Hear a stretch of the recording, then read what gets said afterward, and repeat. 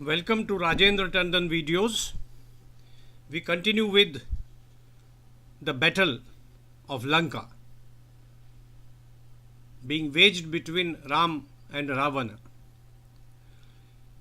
In the initial stages, several of Ravana's sons and brothers had been killed on the battlefield. The last important general to fall was Kumbhakarna.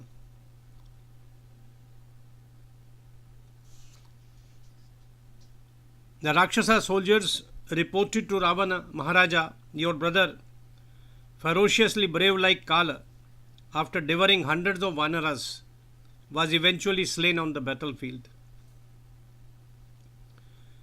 He fought gloriously, but was eventually overtaken by Rama's majesty and chivalry. His mutilated torso drowned in the sea, while his bleeding head lies at the gates of Lanka. Like Kumbhakarna, some other important generals had also been killed. And for Ravana, writes Valmiki, it seemed like the beginning of the end. Every male in his family, with the exception of Indrajit and himself, had been killed. Vibhishana had deserted him to join Ram before the war commenced. Mourning the loss of his warriors, the king said,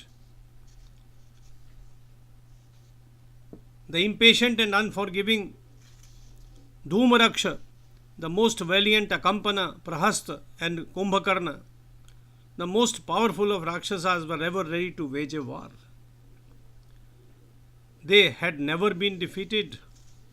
However, the accomplished and mighty Ram has killed these giant warriors, who were masters of weaponry of all types, along with a large number of the Rakshasa Sena.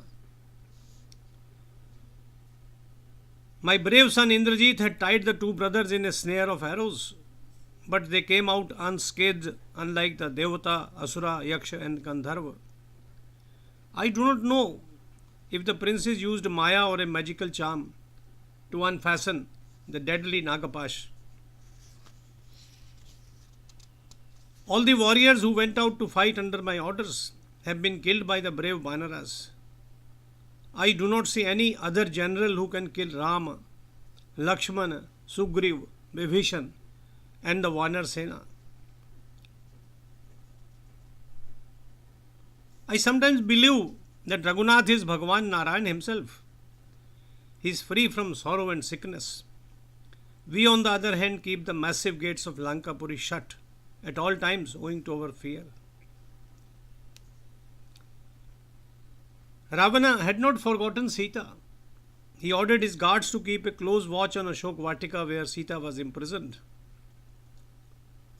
He made special arrangements for the safety of cantonments and ammunition depots.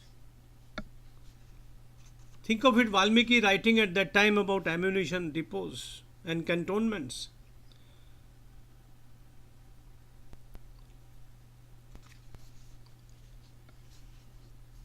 Ravana sat weeping over the death of his sons Devantaka, Trishira and Atikaya. He worried about his future, writes Valmiki. Looking at his sorrowful state of mind, Prince Indrajit offered him solace and courage. He said, Father, as long as I am alive, do not yield to grief and attachment. Nobody can stay alive on the battlefield when shot by my arrows. Have you forgotten that I had conquered even Indra? Today I shall pierce the bodies of Rama and Lakshmana with my arrows. I shall tear their limbs apart and end the battle. Today Indra, Yama, Vishnu, Rudra, Agni, Surya and Chandrama will witness my unparalleled valor in the battlefield. Ravana gave his blessings and said, there is no other charioteer in the universe that can stand against you, my son.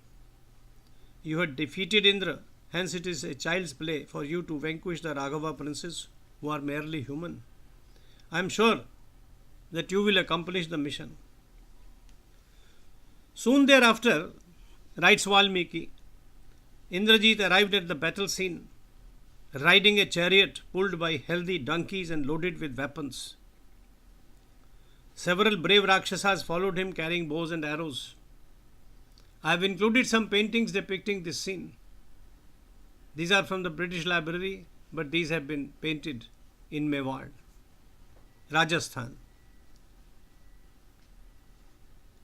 Several brave Rakshasas followed Indrajit carrying bows and arrows and riding elephants or horses. His arrival was announced by the blowing of conches and beating of kettle drums. He performed a Havan and worshipped Agni. He had spread his weapons around the Havan Kund as if these were the kusha leaves. A goat with a black coat was kept ready for sacrifice at the conclusion of the yajna. The fire was smokeless and flames of the color of heated gold rose high. It was as if Agni himself was present to accept the sacrificial offering. Chanting mantras, Indrajit invoked the Brahmastra, frightening the Devatas, Surya, Chandrama, the planets, and the entire universe. With his enhanced powers at the conclusion of the yajna, Indrajit floated upwards with his chariot, his charioteer, the horses, and his weapons, and became invisible. He was visible only to his soldiers, who were attacking the vanaras with multi-headed arrows, swords, maces, and goads. He started killing as many vanara soldiers as he could with his mace and other weapons. Hundreds of vanaras were either killed or made unconscious due to loss of blood. Their hope of a victory appeared remote, doomed with Indrajit's onslaught. However, the vanaras did not retreat. They had sworn loyalty to Ram and were determined to fight to the finish. Indrajit injured Gandha, Madan and hit Nal. He shot 9 to 18 arrows at one go. He hit Jambavan with 10 and Neel with 30 arrows. Sugriv, Rishab, Angad and Dvivid were also injured and rendered inactive for some time. Indrajit now turned his attention to Rama and Lakshmana and rained them with arrows shining like the sun. Ram warded off his arrows and said to Lakshmana, Indrajit, empowered by the Brahmastra, after inflicting losses on the Vanara Sena, is now targeting us with sharp arrows. He has hidden his giant body.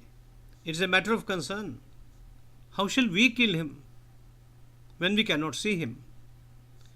I suggest that instead of retaliation and fighting aimlessly, we let his arrows make us unconscious on the battlefield. Seeing the state of the battlefield and all our warriors unconscious, he will feel victorious and go back into Lanka. Ram, Lakshman and the Vanar Sena thus lay unconscious on the battlefield. A delighted Indrajit returned to his father's court, carrying the happy tidings of his victory.